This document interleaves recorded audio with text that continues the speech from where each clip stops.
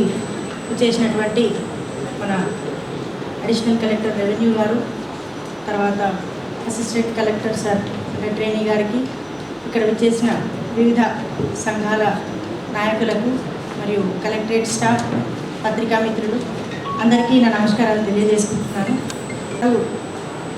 వారు ఎంతో తెలంగాణ ఉద్యమంలో శ్రమ కోర్చి వారు ఒక ఉద్యమాన్ని ముందుకు తీసుకురావడం జరిగింది. ఆయన ఆశయాలు చాలా గొప్పవైనవి. ఆయన ఆశయాలకి అనుగుణంగా మనం ఇంకా ముందు అభివృద్ధిని సాధించాలని అందరికీ కోరుకుంటూ ఈరోజు ఇక్కడ చేసిన మీ అందరికీ ధన్యవాదాలు తెలియజేసుకుంటున్నాము.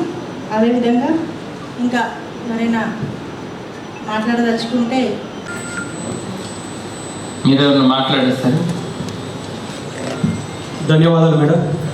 మరి ఇప్పుడు ఒడ్ల హనుమండ్లు స్టేట్ ప్రెసిడెంట్ గారిని మాట్లాడవలసిందిగా కోరుకుంటున్నాను.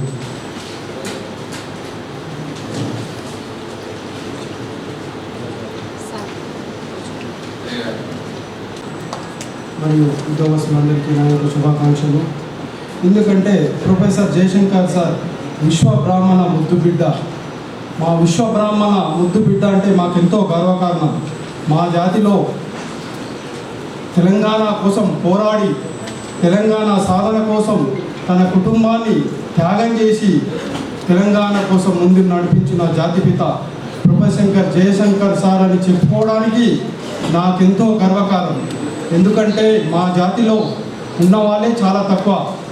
ఇలాంటి రాష్ట్ర సాధన కోసం తన వంతు పోరాటం చేసి తెలంగాణను సాధించిన ఘనత ప్రొఫెసర్ జయశంకర్ సార్ అని చెప్పడానికి ఎంతో గర్వపడుతూ నేను ముగిస్తున్నాను. ఆఫీసర్ గారి వేదికపైకి సాధారణంగా ఆహ్వానిస్తుంది. మరి ఇప్పుడు గౌరవ టి శ్రీనివాస్ డిస్ట్రిక్ట్ ప్రెసిడెంట్ స్వర్ణకార్ గారిని మాట్లాడవలసిందిగా సవినయంగా కోరుతున్నాను.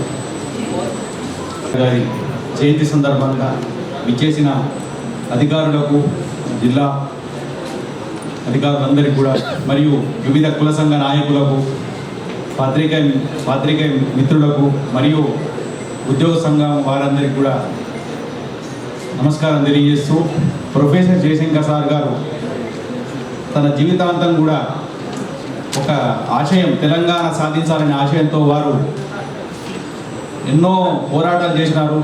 వారు ఎంతో ఉన్నత పదవిలో ఉండి కూడా వారి జీవితాంతం కూడా తన ఆస్తి కూడా మన తెలంగాణ ఉద్యమంలో అర్పితం చేసిన ఆ గొప్ప నాయకుడికి మా జాతిలో పుట్టినందుకు, మా విశ్వ బ్రాహ్మణ జాతిలో పుట్టినందుకు గర్విస్తున్నాం. వారిని తెలంగాణ వారికి దక్కాల్సిన ఎంతైతే గౌరవం ఉందో దక్కలేదని మా అభిప్రాయం. మరియు మా జాతి కూడా సార్ అధికారులకు తెలియజేస్తున్నాం, మా జాతిలో చాలా ఇబ్బందులు ఉన్నాయి, మా వృత్తులన్నీ కూడా నశించిపోయే స్థితిలో ఉన్నాయి. కాబట్టి జిల్లాధికారులు రాష్ట్ర నాయకత్వానికి అంటే రాష్ట్ర ప్రభుత్వానికి తెలియాలని మేము కోరుకుంటున్నాం. మా వృత్తులందరికీ కూడా మనోమయ, కోష్టశిల్పి, వడ్రంగి పని అంతరించిపోతుంది. కొత్త టెక్నాలజీ రావడం వల్ల మాకు ఇబ్బందులు అవుతున్నాయి. అదేవిధంగా స్వర్ణకార వృత్తి, గమ్మరి పని, వడ్రంగి పని, శిల్పి పని, ఇవన్నీ కూడా మా వృత్తులన్నీ కూడా ఇబ్బందులు అవుతున్నాయి. దయచేసి మాకు చేయూతనియాలని మీ ద్వారా రాష్ట్ర ప్రభుత్వాన్ని కోరుతున్నాం. మాకు ఎన్నో ఇబ్బందులు ఉన్నాయి సార్. ఈ స్వర్ణకార వృత్తి కోల్పోవడం వల్ల పెద్ద మల్టీనేషనల్ వచ్చి రావడం వల్ల మా వృత్తి కోల్పోతున్నాం సార్. దయచేసి రాష్ట్ర ప్రభుత్వానికి మీరు విన్నవించాలని కోరుతున్నాను. ఈ అవకాశం ఇచ్చిన అధికారులందరికీ కూడా ధన్యవాదాలు. జై విశ్వకర్మ. ప్రెసిడెంట్ గారిని మాట్లాడాల్సిందిగా సవినయంగా కోరుకుంటున్నాను. జయశంకర్ సార్ ఒక కులానికి కాకుండా అన్ని కులాలకు సమన్యాయం జరగాలని చెప్పేసి అతని ఆశయం. అటువంటి ఆశయానికి తగ్గట్టుగా మనకు కూడా తెలంగాణ కోసం ఏ విధంగా అయితే పాటుపడ్డాడో జయశంకర్ సార్ తెలంగాణ కూడా వచ్చేసింది. కానీ అతని యొక్క ఆశయాలు పూర్తిగా కాలేవని చెప్పేసి మనందరికీ తెలిసిన విషయం. అదేవిధంగా మా జాతిలో పుట్టినందుకు ప్రొఫెసర్ జయశంకర్ సార్కి మా యొక్క మనస్ఫూర్తిగా శుభాభినందనలు. ఉపాధ్యక్షుడు మరియు రెడ్ క్రాస్ సొసైటీ అధ్యక్షుడిని మాట్లాడవలసిందిగా కోరుకుంటున్నాను.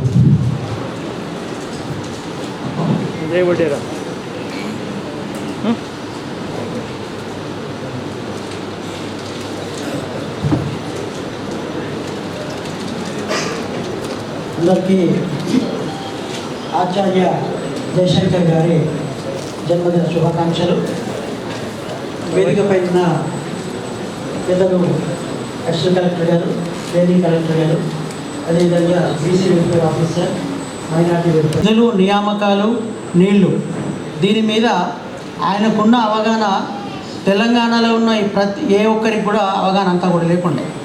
ఇది ఎందుకు చెప్తున్నా అంటే, నేను వారితో 2001 సంవత్సరంలో వరంగల్లో ఆయన ఉన్నప్పుడు ప్రత్యేకంగా మోర్తాడ్ మండలంలో పనిచేస్తున్నప్పుడు యూత్ని అందరినీ జమ చేసి ఆ ఉద్యమం ఎందుకు చేస్తున్నాము, అసలు అవసరమా అనేది యువతలు ఉన్నప్పుడు వారిని పిలిపించుకొని ఒక స్టేజ్ ప్రోగ్రాం అరేంజ్ చేసి మాట్లాడాం. ఆయనే తెలంగాణ గురించి తెలిసిన పుస్తకం. ఆయన మాట్లాడుతుంటే 2 గంటల సేపు ప్రతి ఒక్కరు కూడా ఒక పిన్ కింద పడితే కూడా చప్పుడు అంత నిశ్శబ్దంగా ఉండి విన్నారు. అంత బ్రహ్మాండమైన జ్ఞానము ఆ తెలంగాణ గురించి ఉంది. ఎందుకు నష్టపోయినామో, ఎలా నష్టపోయినామో, తర్వాత పిల్లలు మీరు భవిష్యత్తు మాది కాదు, భవిష్యత్తు మీది, అందుకే మీ ముందు వచ్చి చెప్తున్నాను నేను. ఎందుకు మీరు నష్టపోతున్నారు, ఎలా నష్టపోతున్నారు అనేది వాళ్ళలో కూడా మరీ ఎంత అంటే ఒక బ్రెయిన్ వాష్ చేసి పెట్టినట్టు చెప్పారు. చాలా బ్రహ్మాండమైన జ్ఞానం ఆయన దగ్గర ఉంది. ఆయన మనకు జాతిపిత, తెలంగాణ జాతిపిత అయినందుకు వారందరికీ కూడా మనందరం నమస్కరించి, చేతులు జోడించి నమస్కరించాలి. ఆయన చూడలేకపోయారు, తెలంగాణ ఆవిర్భావం చూడలేకపోయారు. చాలా బాధాకరమైన విషయము. ఇప్పటికైనా ప్రభుత్వాలు ఏవైనా, పార్టీలు ఏవైనా, ఆయన తెలంగాణ జాతిపిత కాబట్టి ఆయనకు సముచిత గౌరవాన్ని చేసి కంట్రీ స్థాయిలో, దేశ స్థాయిలో ఆయనకు అరుదైన గౌరవం ఇప్పించాలని చెప్పేసి ఈ వేదిక ద్వారా కోరుతున్నాము. అదేవిధంగా అని బీసీలకు ఏ ప్రభుత్వాలు వచ్చినా, ఏ పార్టీలు వచ్చినా మా తలరాతలు మాత్రం మారలేదు. వేరే మా రక్త సంబంధికులే ఎస్సీలు కానీ, ఎస్టీలు కానీ, మైనారిటీస్ కానీ వాళ్ళందరికీ కలిపి 53,000 కోట్ల బడ్జెట్లో ఉంటే మాకు ఇచ్చింది 9,200 కోట్లు మాత్రమే. పర్సెంటేజ్ ఎంత? 54%. చెప్పుకోవడానికే ఉన్నాము, ఓట్లు వేయడానికే ఉన్నాము, సీట్లకు మనం లేము. మనం ఐకమత్యంగా ఉండాల్సిన పరిస్థితి ఏర్పడుతున్నది. అందరి మైండ్లలో అది రావాలి. తెలంగాణ ఉద్యమం ఏ విధంగా అయితే మనము సాధించుకున్నామో, బీసీల కులగణన కూడా అదేవిధంగా సాధించుకోవాలని చెప్పేసి ఈ సందర్భంగా మనవి చేస్తూ అవకాశం ఇచ్చిన పెద్దలకు నమస్కరిస్తూ ముగిస్తున్నాను. Thank you.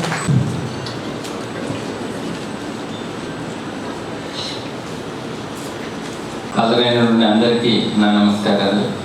ఆచార్య జయశంకర్ గారు తెలంగాణ తొలి సిద్ధాంతకర్తగా పేరు పొందారు. వారు ఆగస్టు 6, 1934లో జన్మించారు. అయితే వారు కాకతీయ యూనివర్సిటీ రిజిస్ట్రార్గాను, ప్రొఫెసర్గా కూడా పనిచేశారు. ఆయన